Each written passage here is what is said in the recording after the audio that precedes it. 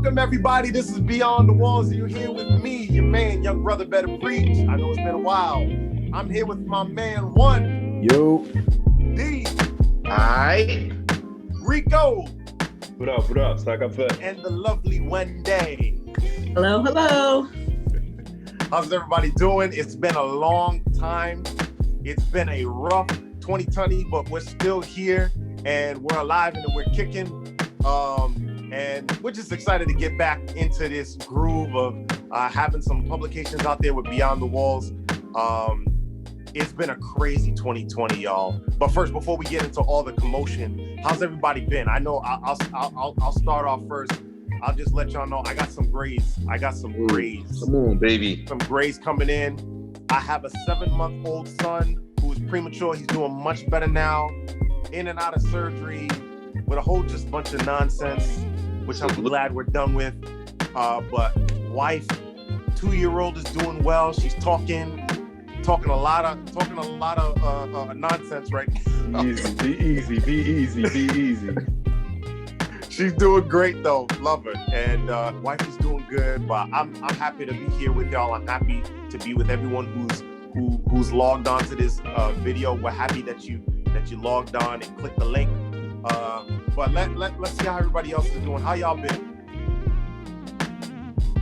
Life is good, man. Life is good. Right. You feel me? You know, living, surviving. About to take this Pfizer shot so I can keep living, keep surviving. You know what I'm saying? That 90%, you heard? You feel me? How about you, Miss Wendy? How you doing? She's shaking that. She's like, nope. Listen, don't be trusting no that was developed overnight. Please don't. Listen. Oh, family is well, husband is well. I opened my private practice in the midst of the people. Right. So get out of here. I'm happy. Doing well, blessed, can't complain. That's good. Thank you. So like you see patients, like I could be a patient. I see clients. You could not be one of my clients, no. Whatever. But yes, I see clients. Wendy V LMHC is open for business. That's awesome. Let's get it. That's awesome. That's Thank really you. Awesome. Black women continue to dominate the new century. Hey, they're winning right now. We saved the world from Donald Trump, so you know.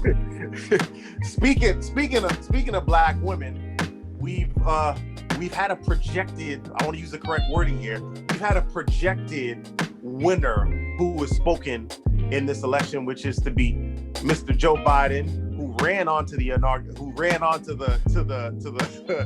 to the stage when he was We're not on the plug twice. he ran onto the stage after Kamala gave a great speech. Kamala Harris is our projected new vice president, and you know our sitting president, Mr. Trump, has not conceded to this election. And I think one of the most frustrating things about this entire experience is the fact that a lot of outlets are making it seem like they're making it seem like the major networks are wrong for announcing the projected winner, when this is the American way. This is what we've done for years. When they get a good assessment of what the Associated Press has concluded, they put out a projected winner. They haven't put out the actual winner because obviously there need to be processes behind closed doors. The Electoral College needs to do what they do.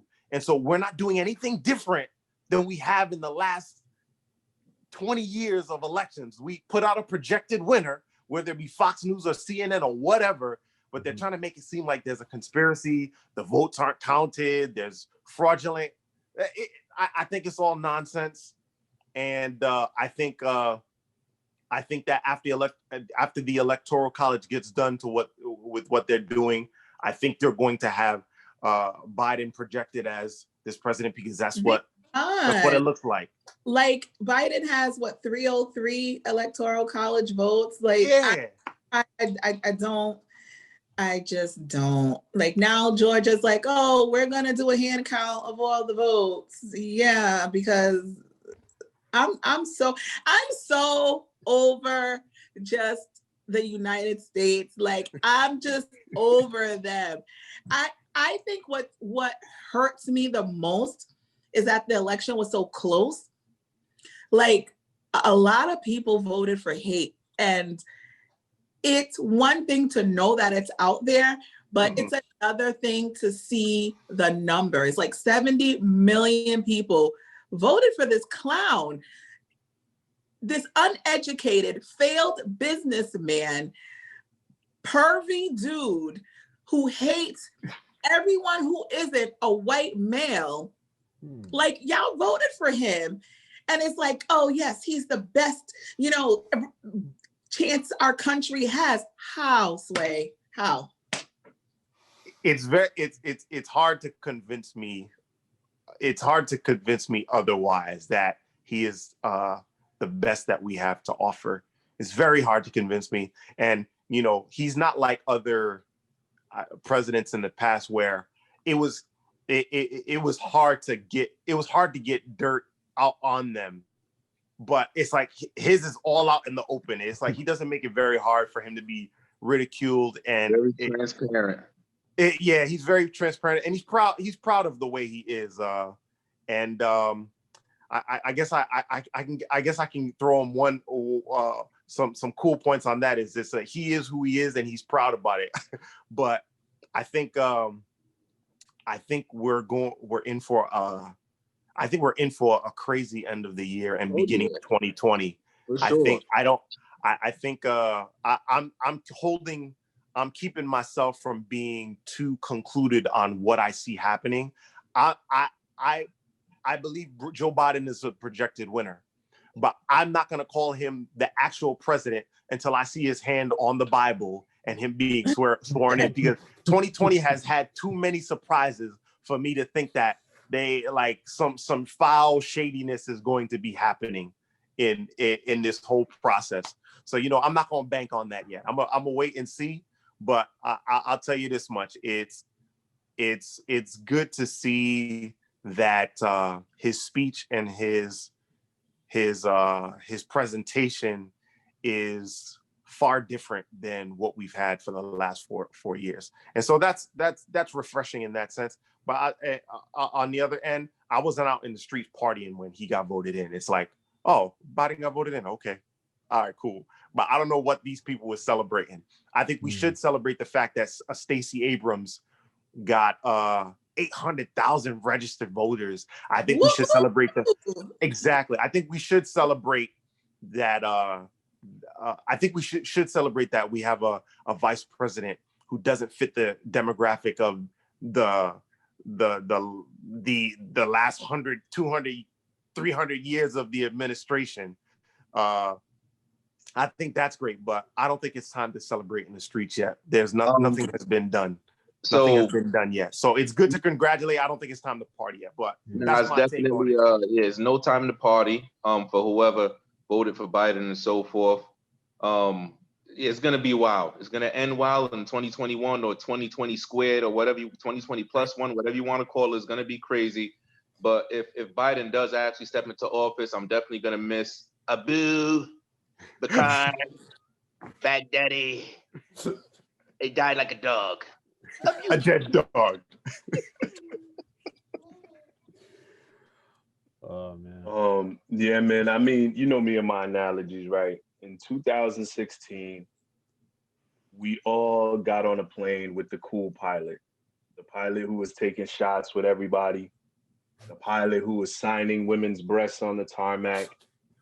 And we decided not to choose the pilot who was quietly reading her logbook and talking to the flight attendants. We chose a different pilot. And while we got on that plane, everything was fine when the weather was fine. Mm-hmm. And the pilot got on the intercom and was insulting people and making fun of people and this, that, and the third. And we didn't like it, but the weather was fine. And as soon as we hit some bad weather, every decision that pilot made was wrong, right? Mm. And they forced us to land before we got to our destination. The airline offered us two different options. You can get back on the pilot with the plane you had before. You can get back on a new plane with the same pilot, or you can get on another plane with a different pilot. And way too many of us chose to get back on the plane with that same pilot.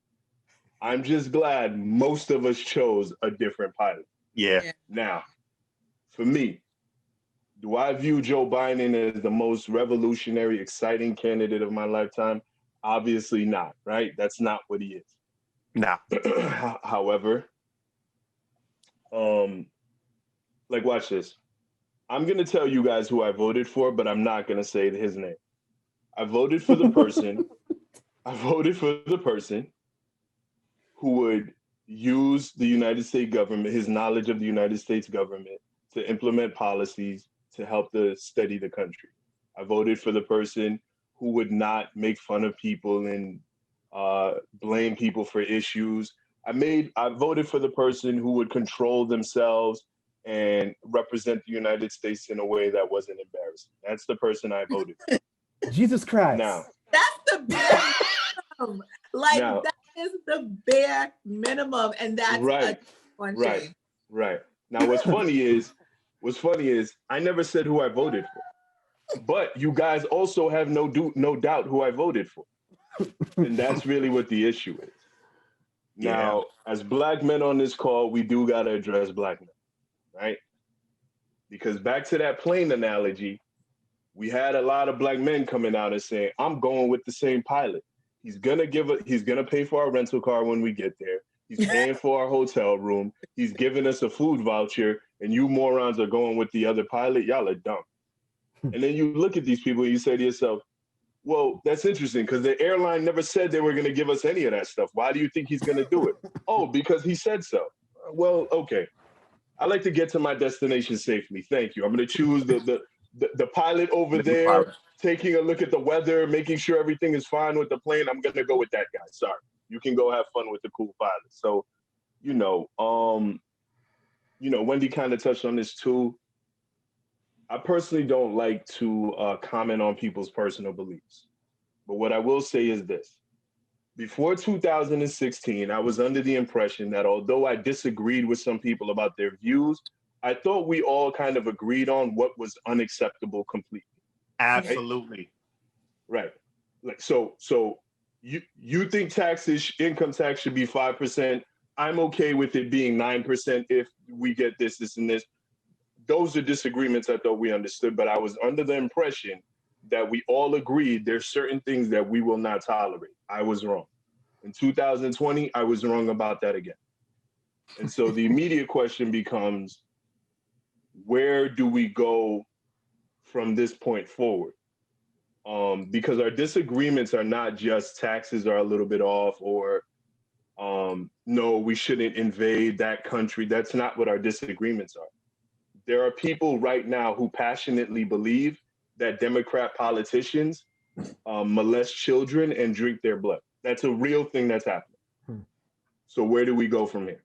Really quickly, I kind of want to touch on one more thing Wendy said about not being surprised or being surprised that 70 million people voted for this guy. So for those of the people that are not, that are listening and you're not in the state of Rhode Island, right? And I just learned this as well.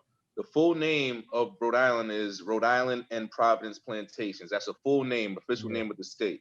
Yep. There was, that was being voted against as well. Can we go ahead and remove Providence Plantations from the name of the state of Rhode Island? Half of the people agreed to keep that name on as Providence Plantation. So they wanted the plantation and the history of slavery to remain on with the state of Rhode Island. And more than, a little over half of the people voted against it, right? So 49% of the people said, nah, chill. We rep slavery. We're cool with that. We're cool with everything that took place. You guys got to get over it, right? Wow. And the other half, the other half that said, okay, nah, we're done with this thing, right? But this is still damn near the majority. Half is still there, right? So this is the mindset of the people. So when you're asking where do we go forward from there, this is still the mindset, which means if it's in your mind, it's in your heart. You understand what I'm saying? Just to quickly respond, right? For me, I'm always hesitant to comment on people's motivations for certain things. However, what I will say is, if you read something that says, this is the name of the state and plantations, and your thought process isn't, at the very least, it's 2020. We don't need to highlight plantations, right? Your thought process is, no, it's fine. Leave it the way it is. Again, it goes to, I don't know what's motivating that, but I do know you find something unacceptable acceptable. That's really what bothers me the most. Bottom line. Because if it was Rhode Island in concentration camps, it wouldn't have that would have been gone. You know what I mean? Oh my Lord, that is so true. You know what I'm saying? The person who suggested that would have been booted out of the room. That guy can't be here no more. We're not calling it Rhode Island in concentration camp. So, you know, for me, this very much feels like, you know, we've arrived at a place where we've I'm gonna butcher the quote, but Winston Churchill has a quote about, this is not the end, this is not the beginning of the end, but it is possibly the end of the beginning. And that's what Joe Biden's election feels like. I think at this point, I have no choice but to be okay with severing relationships with people who voted towards hate. And it's not, again, like Rico just said, it's not that we have a difference of opinion. Right. But if your moral compass allows you to vote for the person who is so outwardly racist, homophobic, xenophobic, misogynistic, like if your spirit is aligned and at peace with hearing those things, I can't rock with you. Think about that for a second too. My bad, Wendy. I just want to piggyback off that. Think about what you just said, which is to say, I can't remember another president that got elected that caused a lot of people to go, I don't know if I can still rock with you. You see what I'm saying? So my apologies. I know we agreed not to cut her up, but what she just said is so important though, because that sentiment she's sharing, she's not the first person I've heard it from. And I'm not talking about like diehard liberal academics that I know. That's not what I'm talking about. I'm talking about just regular everyday people who go, I can't talk to my uncle no more.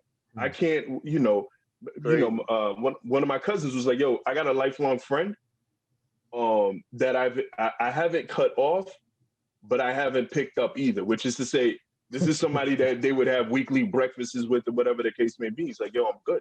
Put him on the boat. I think the most disappointing thing, to be honest with you, was that the African Angels never showed up. They never showed up. I can't believe. I was really looking forward to seeing bro. some people.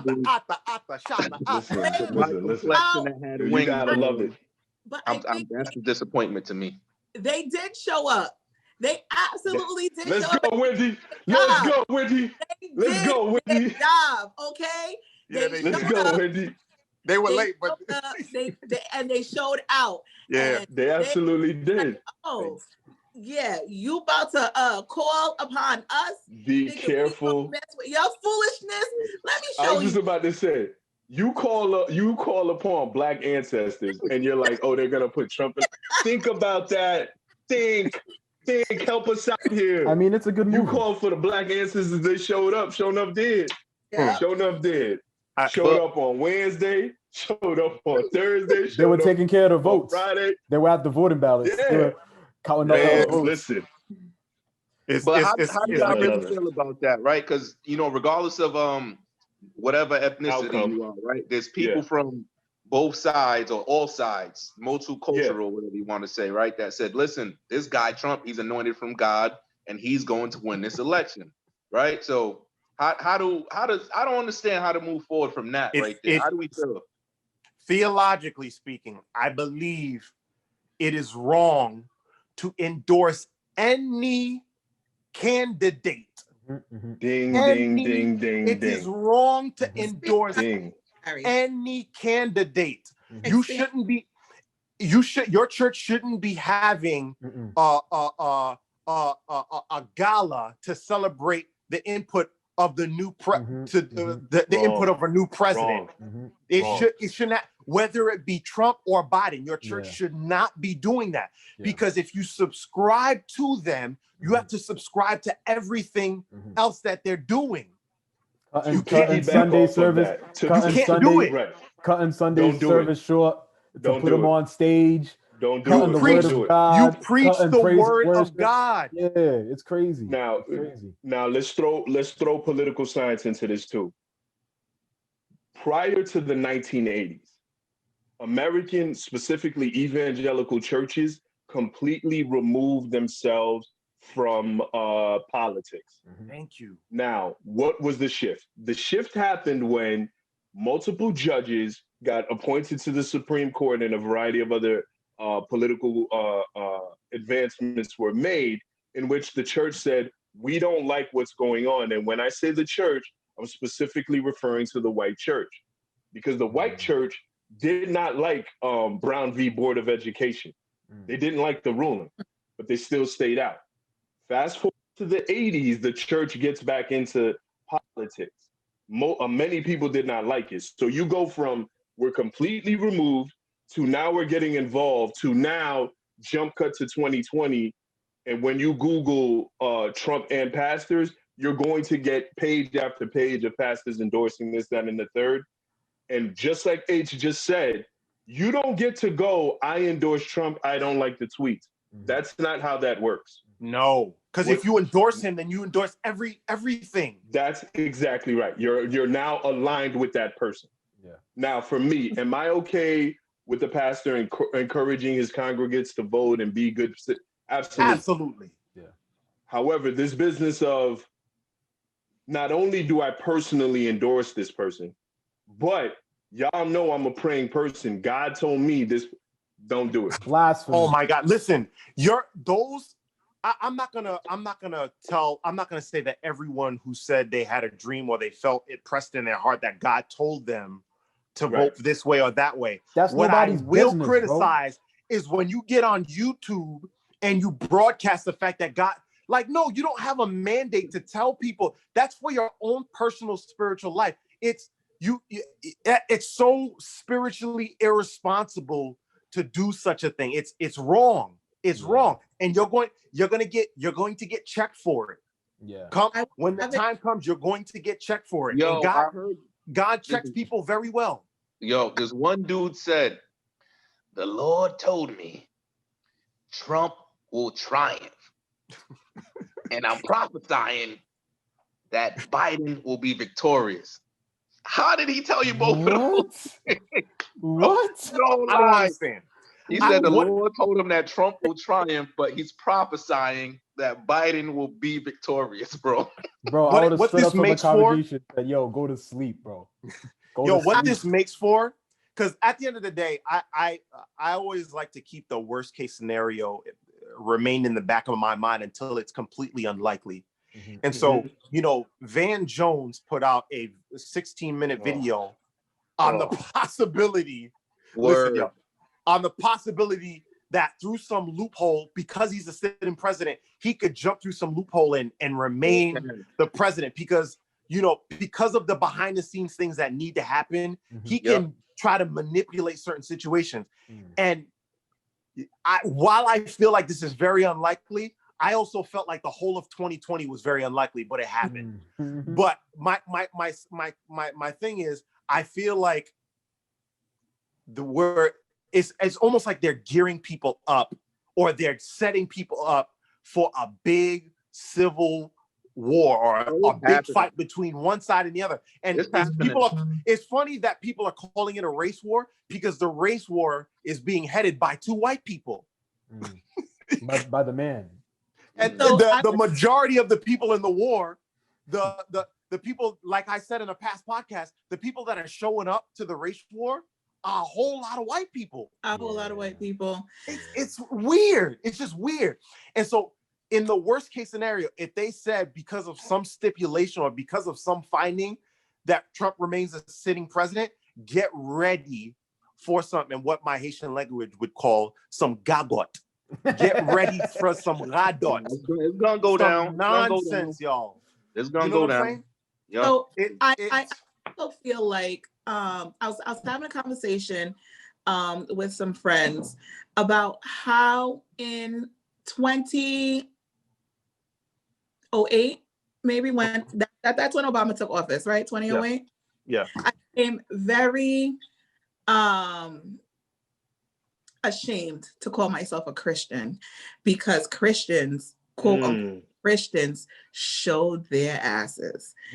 Like the hate Antichrist, they called them. that they spewed in the name of Christ, though, in the name of Christ, really made me ashamed to lump myself in that category.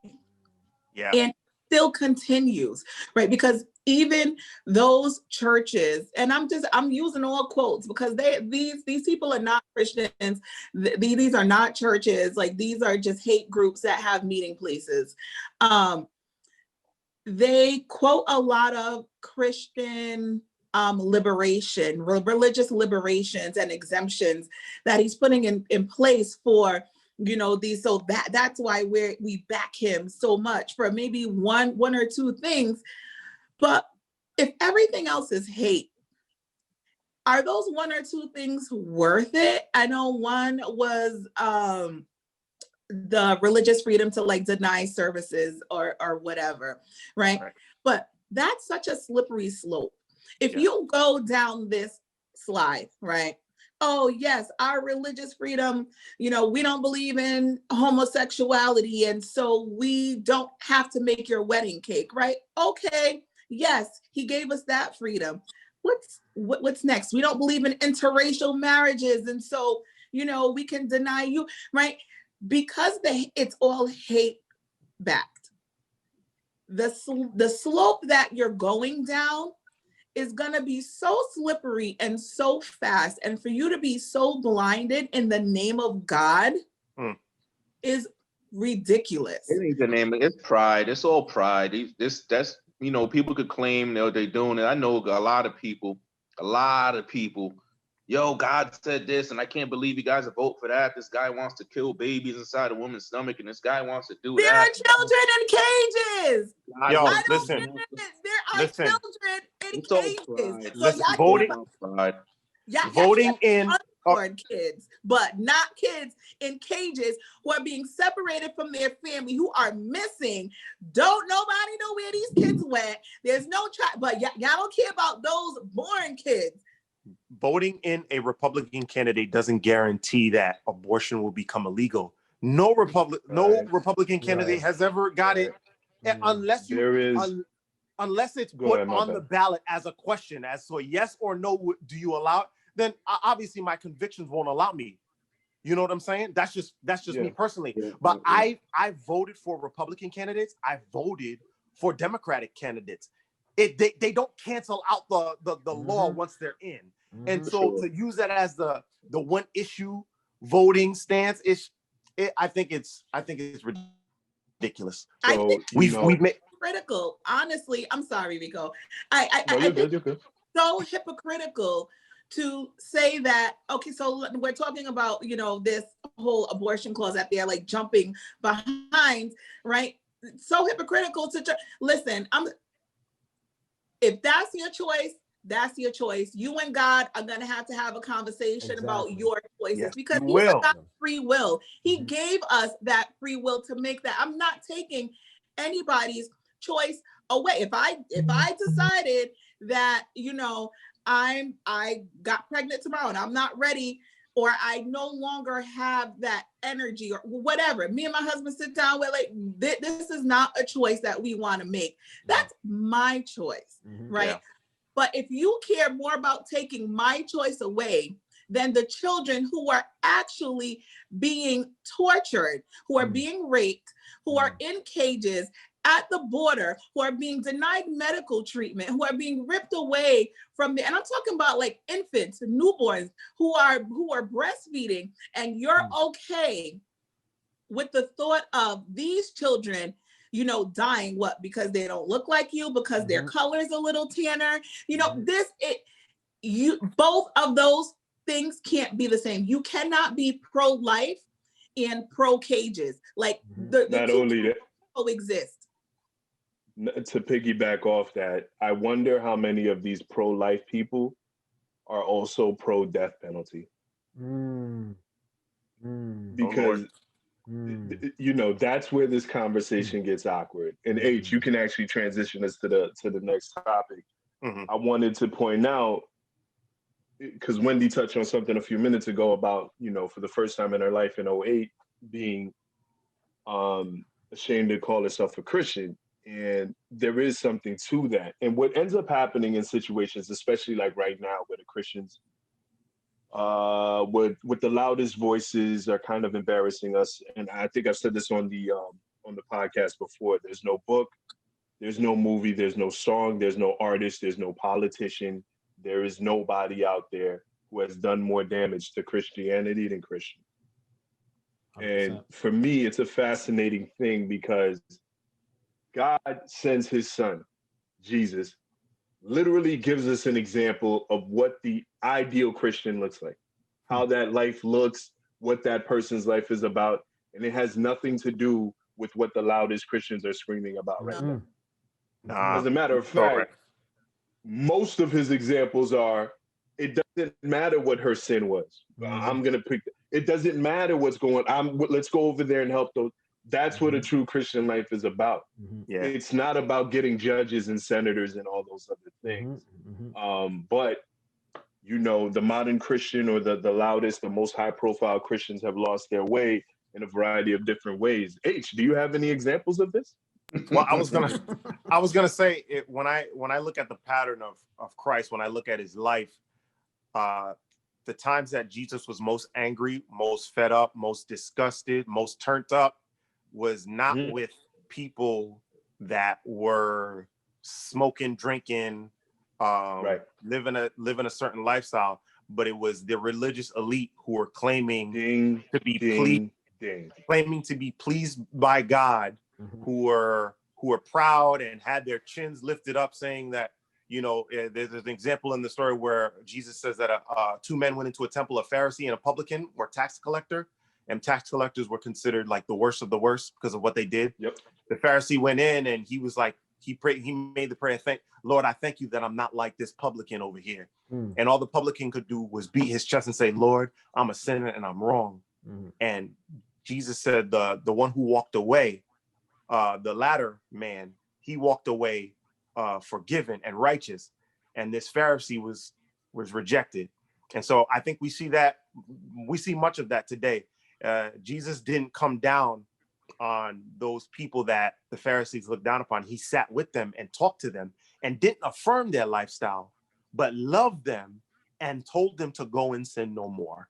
And so that's what his MO was. And I feel like the religious right has made some strange bedfellows in the political realm. And speaking of strange bedfellows, I believe our certain I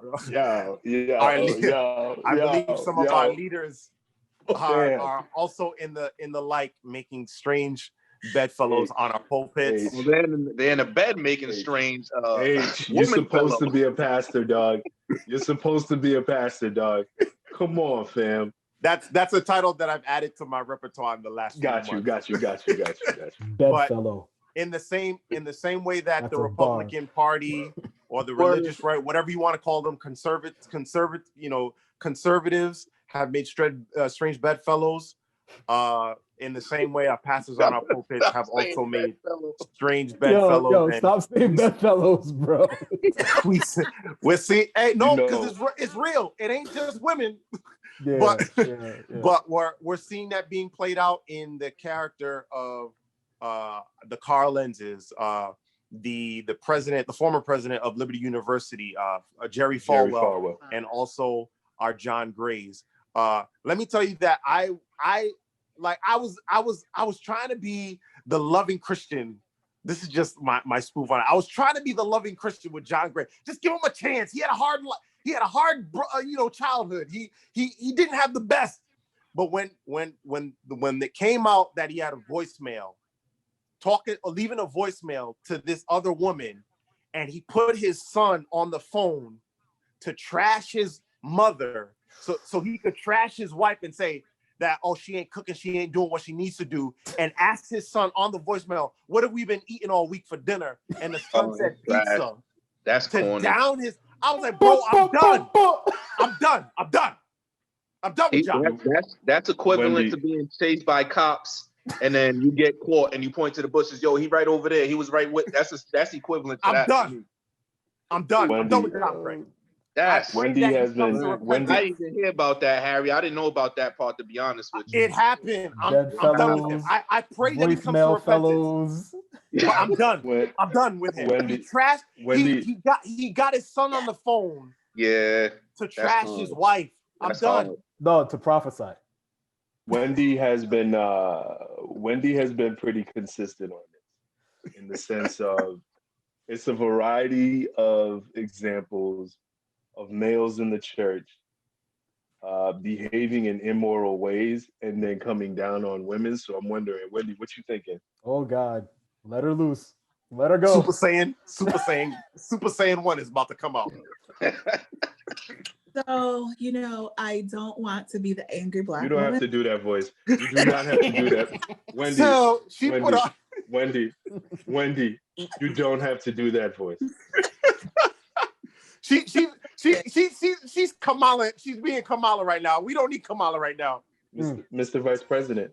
I have said on this podcast and out loud to anybody who has known me that the church is a very misogynistic structure.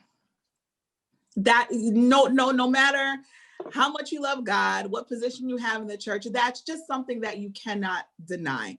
Because the women who have there been any public women infidelities that y'all know of, like in the church world? Here's what I'm gonna let you finish, but here's where things get awkward. Now, when we think about the women who have had their in public infidelities, wait. So have there been any, guys, do you know any women who have had any public infidelities? Like in what regard? I mean, in history, obviously, yes. Well, I guess she's speaking within the church. The church. In the church? In the church. Like the first ladies? Or whatever. Of course. We could dig deep. Churches or no. churches? No, hold on. Why are we saying no? We're overthinking this. The answer to her question is we can't really think of an example. No, we can't. But I can. But I don't know what the hell y'all talking about. Okay, what's the example? Go. There was a video not too long ago. Some pastor from Orlando caught his here's shorty. what's funny. Hold on. He loudly yelled, I can. Wendy says, yo, give me an example. A guy, so you want me to say? What you want me to say? Video. I'm not putting nobody's name. Now watch this.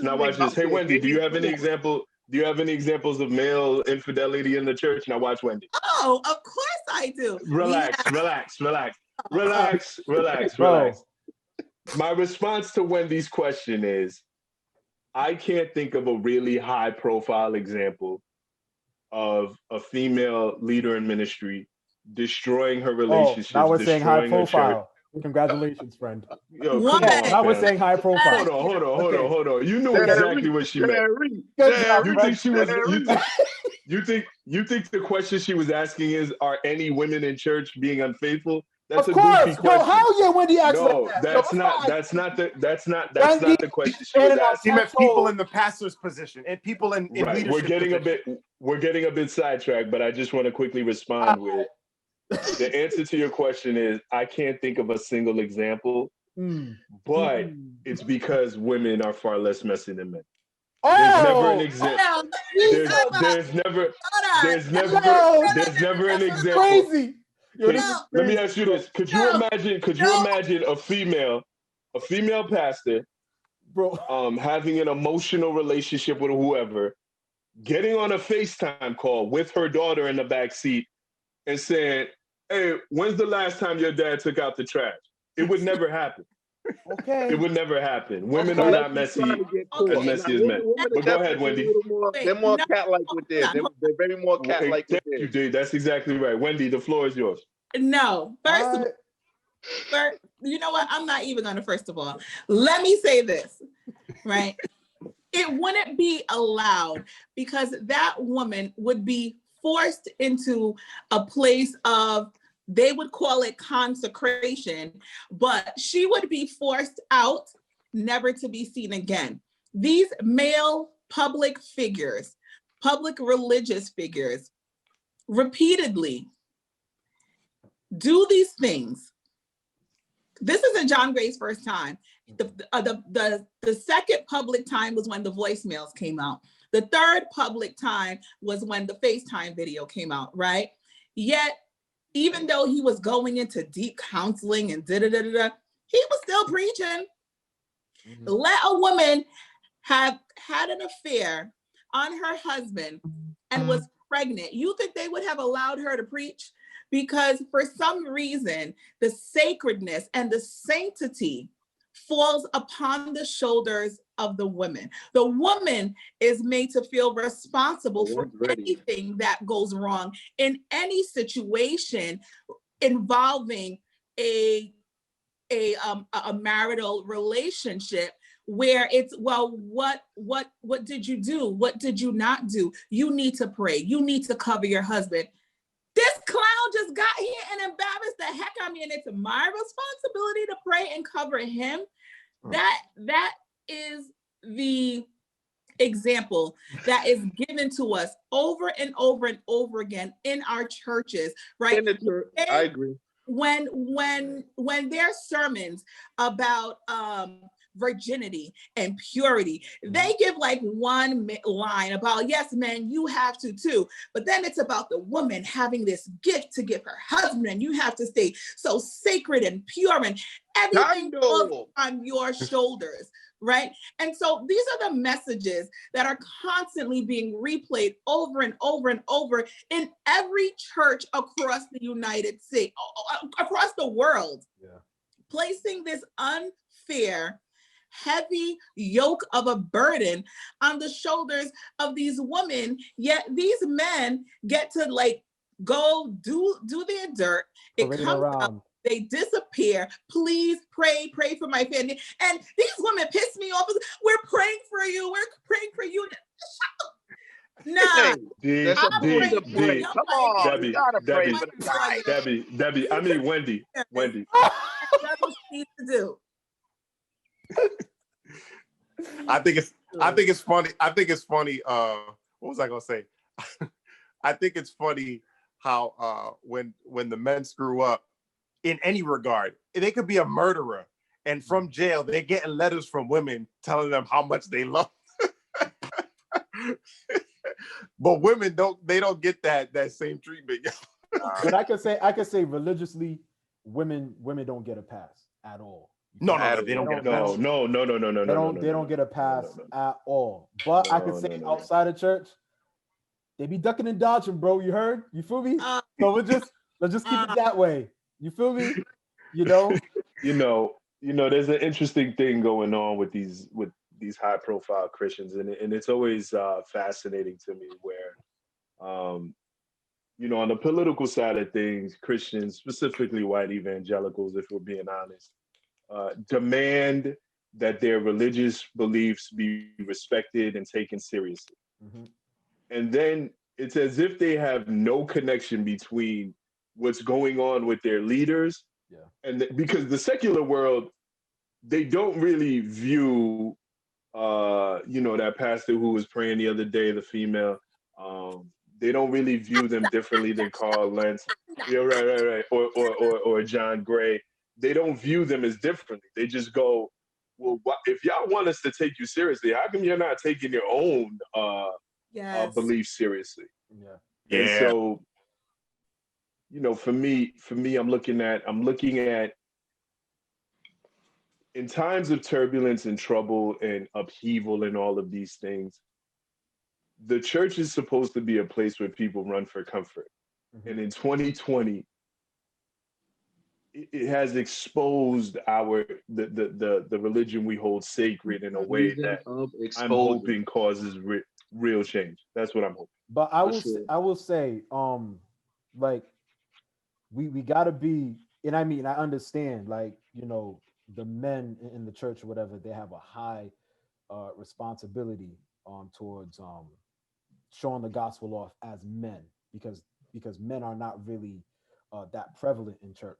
You know what I'm saying? So if you actually have a upstanding guy, like, he's the model automatically. You know what I'm saying? So, but we always have to put into consideration that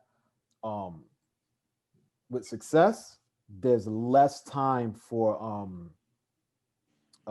personal edification, you could say, right? Because and that's in any situation. It could be work, it could be, you know, any type of career, whatever. When you get busy and you end up doing things that are making you higher than everybody else and stuff like that, you want to upkeep that.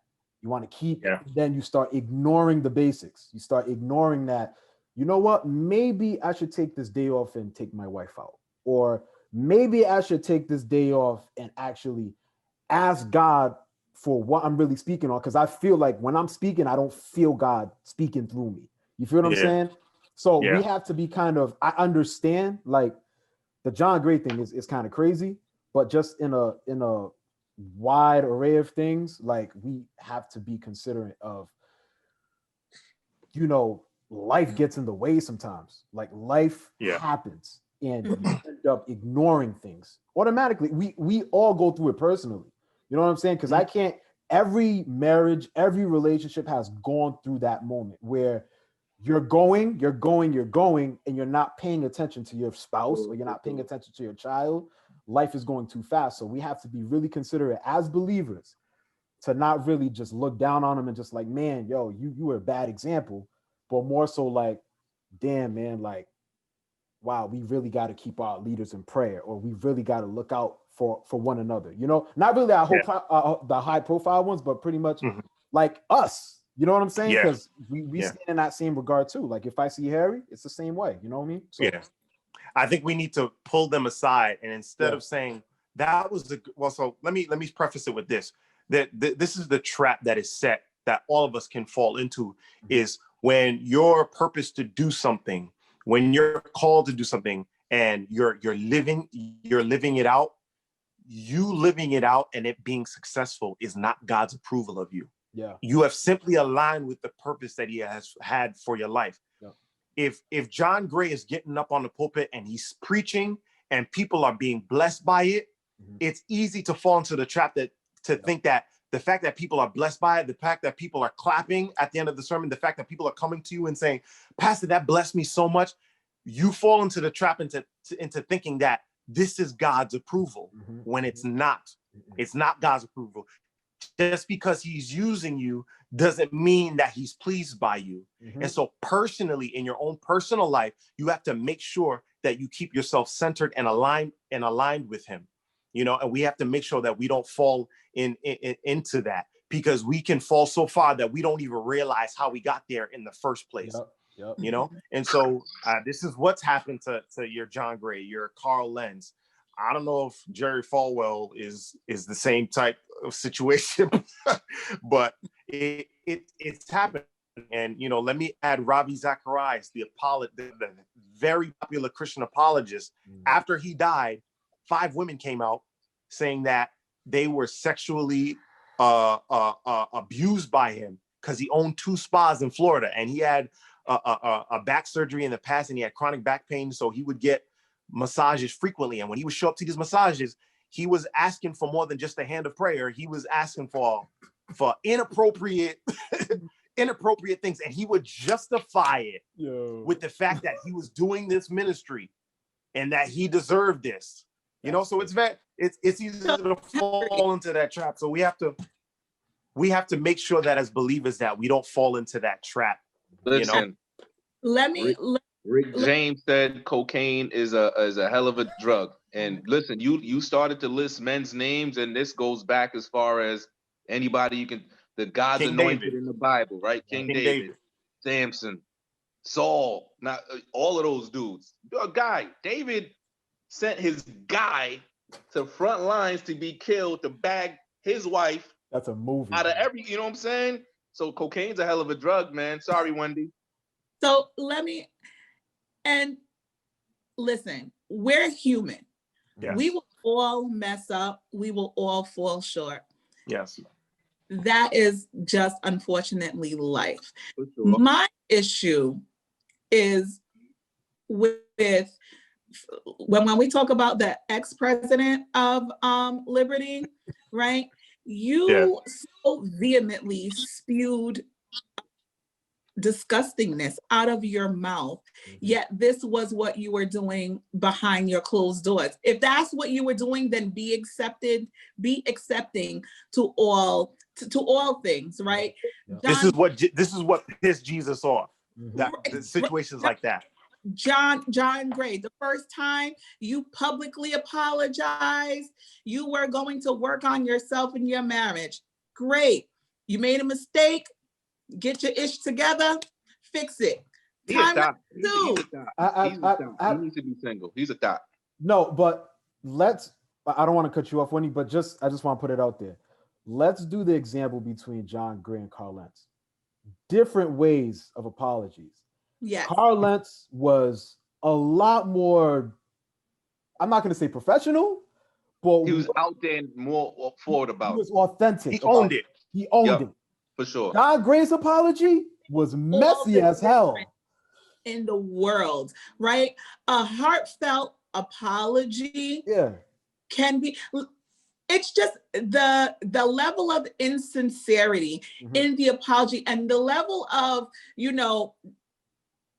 unaccountability, inaccountability, I'm not sure what the right word is, right? Yeah. Like you are still standing on a pulpit while your life is in shambles. Like, bruh, sit down, like 4 months, not for 2 weeks. Like, go. Like, this is damage. So your ego so needs to be stroked by the public affirmations of yeses and amens, and that's more important than rebuilding the foundation that has been cracked of your marriage. Like, that is what upsets me, and I know millions and millions of other people as well, when these public figures, public religious figures, publicly mess up and don't take the time to show, because if you publicly messed up, you gotta publicly apologize, and people are gonna be judging to see, like, okay, did he really take some time?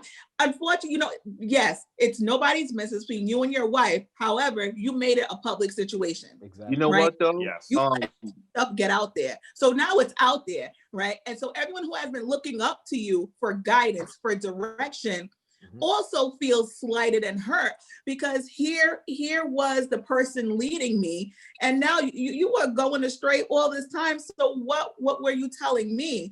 And so I completely get people mess up, but it's the way that you come back from messing up. It's the accountability that you take for yourself and for your spouse.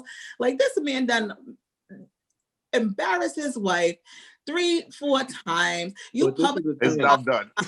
I think she's my backbone and she's raising me. Listen, And we gotta focus on the positive thing of this. Adventures DMs is popping right now. There's probably somebody in a Rolls Royce. Yo, bro. Snap, John Gray, you acting up again? Hey. Mad light. She's getting all the lights in the world right now. For me, I think it all makes perfect sense, in the sense of, for decades now, the most high-profile Christians have taken it upon themselves to be the most judgmental, to be the most critical, to be the most condemning. The first ones to send this nation to hell, the first ones to be doing all of this stuff. And one by one, God has taken them down. To be clear, that's not the vibe I got from Carl Lentz. As a matter of fact, it was the opposite. Yep. Same thing with John Gray, although he was a little hard on women. That's not, but the point that I'm making is, earlier I mentioned God sent an example of what the apex Christian was. He sent an example. Yeah. And the further and further Christians get from that example, the harder we fall. Mm. And so, these high profile falls from grace, all the ones we personally know, all the ones we look at and we go, I know what you got going on, fam. You should take a break. All of these things are happening because it's a gross misunderstanding of what a true Christian is. It's not about me. It's not about me taking a look of and criticizing what I know about you. It's literally using my faith as a tool of service. It's not about these books. It's not about these conferences. It's not about any of that stuff. And so, time and time again, these guys climb to the top of the ministry totem pole, so to speak, and they're taken out because they completely lose focus of what they're doing there. And for me, that's the thing that's the most tragic, right? Like what happens between a man and his wife is that between that man and that wife. However, when you occupy certain spaces, it reflects terribly on all of us. Yeah. And who's going to come out of 2020 looking the worst? Donald Trump. Who's going to look second worst? Christians. That's just what it is. Yeah. And Yeah. one thing I'll say, Christ was crucified in joint company by the politicians and religious people. Let's keep that. Ooh, that's a bar. Math Hopper. Man, it's unfortunate that we've come to this point, but I rest in the fact that even in the most dire situations, because he's supreme, because he's sovereign, he can take any situation 100%. and make it bring glory to him. Amen. Despite the circumstances that we're dealing with. And so, to conclude, our political atmosphere right now is let's just say that it's very volatile. The gun is loaded. It's like, or the powder keg is full, and it's like one little spark can set something off. But I completely trust in the fact that he can turn any situation or any climate or any atmosphere into something that's favorable to bring him glory. And so whether it be certain religious leaders getting into bed with politicians, or religious leaders getting into bed with strange women or strange men, I know that he's raising up people who are going to, live the right way and be the example that he's looking for, especially in these times, because it's just not cutting it right now. Our people that are supposed to be the example are not cutting it, and so we have to remain and look to Christ as the example. He is the example, and there's no sidestepping it. As to whether who you vote for, it should be done, through prayer and prayer alone, and not who your favorite YouTube prophet is, or not who your favorite Facebook Live patron is. It's not like this. It's not the one. It's choosing a candidate is a conundrum. It's a conundrum, and you got to go to God about those things, because it's never truly black and white. But I hope that things get better. But I feel like they're going to get worse before they do. Darn Skippy champion. Bad fellows. That might be a great name for the podcast, this episode, but we'll see. We already got a name. Yeah. Baby, not that one. I was real happy to see y'all today. 100%. Hey, man. And I'm very glad for anyone who logged on. God bless you. We hope you're doing well, and stay tuned. As soon as this lockdown that's coming, subscribe, baby, subscribe. Don't here be scumbag. Subscribe. Exactly. As soon as it's over, you're going to be seeing some more from us. All right, you're going to be seeing us coming together to actually do an episode. But until then, we'll be on Zoom. Subscribe, like the man D said. Like, comment, share it, and we'll see you next time.